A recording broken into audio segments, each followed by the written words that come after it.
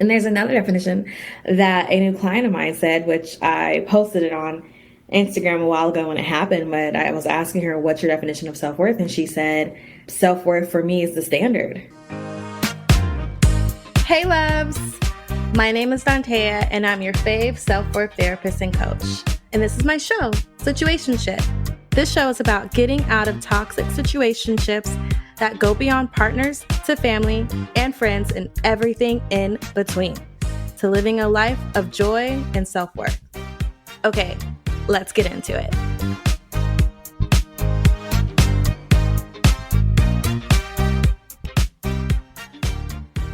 Hey loves, how are you? I hope you are well. Hope you are well enough to be present in this moment. Today, we are going to be talking about self-worth again, right? And more importantly, what it actually looks like to practice self-worth. So I know that I talk about self-worth a lot and we may understand what it means for ourselves. And I wanted to approach this episode differently. I want to talk about more so exactly what is self-worth and then how can we practice it for ourselves. Not practice it the way like Dantea practices it. That might look totally different from how you'd want to practice it. It's more so how will you practice it once we go through this. So first, as I do with my clients, I'm a huge believer in defining the meaning of things, defining it, what society says is definition, what Merriam-Webster, what Oxford says is the definition, and then your personal self, what that definition is for, because that's all that's really going to matter to you at the end of the day if we were wanting to move more and more closer to authenticity. So I've already pulled it up. Let's see. What does self-worth mean? So self-worth, as defined by Merriam-Webster, means a feeling that you are a good person who deserves to be treated with respect. That is the Merriam-Webster definition, right? And I saw this other thing. This is from, looks like tellhumanez.com, says there are 4 components that define the esteem you might feel for yourself. So here are the 4 components they believe, for the 4 types of self-worth. This is what they say. So there's 1, self-confidence. There's 2, identity. There's 3, feeling of belonging. And there's 4, feeling of competence. I'm saying all this to say, blah, blah, blah. Like, what is your definition of self-worth? Is it a feeling that you deserve what you feel like you deserve, no matter what that is? If you feel like I deserve to live in a 17-bedroom mansion, that's what I deserve. If you feel like I deserve to have stability in my life, bills are paid, and that's all I need, that's your sense of worth, right? That's your feeling. That's the thing, how I see it, the thing that's going to feed into that constant, I'm a good person, I deserve these things. I'm a good person, I deserve these things, right? And there's another definition that a new client of mine said, which I posted it on Instagram a while ago when it happened, but I was asking her, what's your definition of self-worth? And she said, self-worth for me is the standard. And I was like, yeah, it's like the standard of how I should be treated and like how I should feel, on kind of on a daily. And so I really, really like that because, again, a lot of times it's really easy. Something on my dress. A lot of times it's really easy to get stuck in this place of my self-worth is defined by others, right? So if a friend, a manager, those are usually my things. If a manager, family member didn't like something that you did, or you didn't get invited to something, that tells you I'm not a good person. I don't deserve to be invited to this thing because they determine my worth. And again, like I'm not gonna say you shouldn't think that way. We're conditioned to think that way. We are truly conditioned to go through this world and let everyone be the markers for what may come to us, what we deserve, the spaces we are allowed to enter, right? So there is that piece. Like, I mean, if someone doesn't want you to come to their party, they want you to come to their party. And there's another way of looking at that. And the way is, will this define my worth? Will this be the new meaning? Like, I'm not invited to the party. Will I hold that for the rest of my life? Will it be something of, okay, I wasn't invited. Oh, yeah, that hurts. And I'm still a good person, right? Like my life will still go on. I will still have a good time in my life. You know, that's where I would love to see you get to. And so the ways that I work with my clients in practicing this, the ways I work with myself and practicing self-worth on a daily basis, I really just continue to pull it apart. So for me, self-worth means my mantras, my affirmations. I'm a good person. I deserve these things. I feel good about myself. I am beautiful. All those things, right? And then there's another part of that, but that's my identity. How I feel like my identity. My identity, I feel, is someone that is kind, that is caring, that is very, very sensitive, that is definitely emotionally. I make a lot of decisions based on my emotions.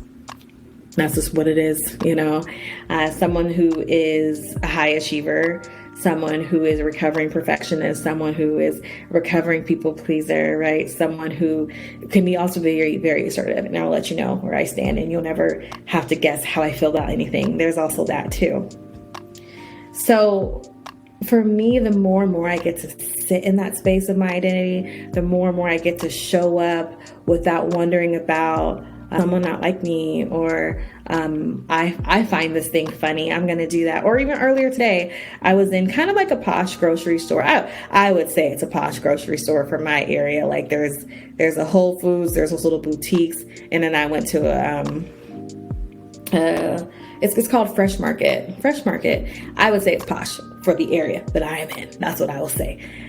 So I'm in there, and I started singing like I randomly do. I started singing the Hamilton song, Helpless. I believe it was Helpless. I think it was Helpless. And I started singing it, and someone's looking at me, and I just, there's the urge of like, oh, stop singing. Like, you're embarrassing yourself. She's probably judging you. She's probably thinking like, wow, it's a grocery store. Don't sing in a grocery store, And I just told myself, well, it's not illegal to sing in a grocery store here. And I want to sing the song, and I'm having a good day. I'm having a good morning. I'm glad I'm able to even shop in this posh store, looking for some seasonings. I want to make a arroz con pollo cubano style. And so I need a certain ingredient. They didn't have it there. So off to Kroger I shall go. And it was just a nice moment, a reminder for me, like, yeah, I want to show up as me in all spaces, even if I get it wrong, like even if I do the wrong thing to someone else, or even if it was a timing thing and I shouldn't be laughing at this moment, or just, I don't know, just me, right? Just me showing up as me. And I want you to show up as you. Like, how do you really want to show up when you're at a grocery store? How do you want to show up when you embrace your friends? How do you want to show up when you get on the airplane? How do you want to show up at a restaurant? Are you the person that, okay, so I'll say this too. Well, also when it comes to self-worth, what I help with my clients and myself, we also talk a lot about our values. What are our core values? What are the things that we feel like center us and keeps us in alignment? And so if one of those values, like mine, is clarity, then clarity is threaded through everything in my life, right? So clarity for me shows up at a restaurant where I ask questions. Yes, does Family Guy always talk about how women ask a lot of questions and ask for modifications on menus? Yeah, and that's fine. I find that I can laugh at that.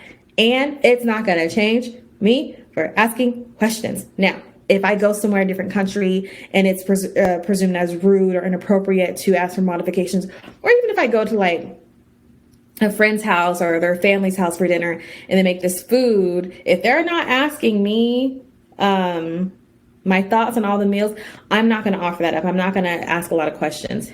And if I'm at a restaurant, I will ask clarity questions. I want you to be able to not minimize yourself, not silence yourself, and really think about, am I showing up as me? Am I putting the baby in a corner? Like, what actually am I doing? I also believe my self-worth has to do with being in nature and feeling confident about myself. And so I don't think I've ever talked about this on the podcast, so I'll talk about it now. A few years ago, I think it was 2016. And I just remember one day feeling like, you know what? I really hate bras. Like, I hate bras. And for a long time in my life, I've always had a fuller chest, right? There was a week, maybe even a weekend in middle school when I was like an A cup, and I was like, yay, I finally got boobies. I got little buds, boobies, got my green bra, right? Never forget it. I swear to you, the very next week, I was like fully in a C cup. Like, we had skipped over B, never knew B, never met her, and we are now in C. And then after that, I think a few years after that, I was a solid D cup. And now I am, I feel like it changes all the time. I would say for sure, if I really want the girls to be sitting comfortably in a soup bowl, then I would go for a G cup. That's what I would do, so they can like really. But when I tell you they are full. When people are like on my boob, people, like multiple people, when people are like, you know, like, oh, suck on your boobs, whatever, right? Like my boob will cover their face. It will cover their face, you know, not the whole head. Like you know, like it's covered. So, and now I'm getting off track. Let me find my way back. Okay, yeah. So bras, I hate bras. I'm saying I would say when you have bigger boobs, or maybe even if you don't have bigger boobs and you don't like wearing bras because bras suck. So I decided to tell myself and allow myself, okay, you don't like to wear bras. So you wear bras at work because it's more of a professional place and whatever. What if we didn't wear bras on the weekend? And so that year, every Saturday, I stopped wearing bras. And I remember some of my family members being like, are you not wearing a bra? Oh, and now, years later, almost 10 years later, now it's to the point where I hardly ever wear a bra. Like, I'm wearing a bra now because I've realized I do like looking at my body in certain clothing with a bra on. It's not often. But now it's gotten to the point where I'll have, like, my bonus mom will say, you know, it's like asking you to put on a bra. And I'm like, yeah, I'm definitely swaying in the other direction. However, that's a part of me. And I've learned to feel very confident with my boobs swinging left and right and saying hello to people I didn't want them to say hello to because I'm not wearing a bra. And that's okay. And that's me showing up within myself. That's me owning myself. That's me being in my authentic space and not, what is that word? Not catering to others as the word, but there's another word. Cowarding? Is that a word? Is cowarding to others? The point is, show up as you, baby. Show up as you. Whatever that is. Are there times and places where we want to adjust? Absolutely. As with anything. And more importantly, when we sit and when we really own and really define our values, our identity, what we deserve, as much as is within our control, what we deserve, right? When we really sit and think about the things that make me happy, how often are you allowing yourself that? If you like to dance, but you're afraid people are going to judge you for how you dance, how much joy are you allowing in your life by not dancing because people are in the room, or not dancing on camera because someone will post it, or not taking a dance class because it's been, like me, over 10 years, maybe over 15 years since I've taken a ballet class, right? So I just want you to know that who you are is excellent. People want to see you in so many other ways. And when you tap into that more, when you allow yourself to be in your authentic place and your identity, you will find yourself having less toxic relationships. You will find yourself having more honest conversations. You will find yourself showing up for you more, taking up space more, right? Maybe you've always been the friend where you just let the person just dump on you, tell you whatever they want to tell you, and you don't even press it because like, oh, she's got enough going on, or she has a kid, or she has a husband, or her mom's sick, or whatever, right? And it's like, however, what matters to you? Feeling maybe your values connected, or connection.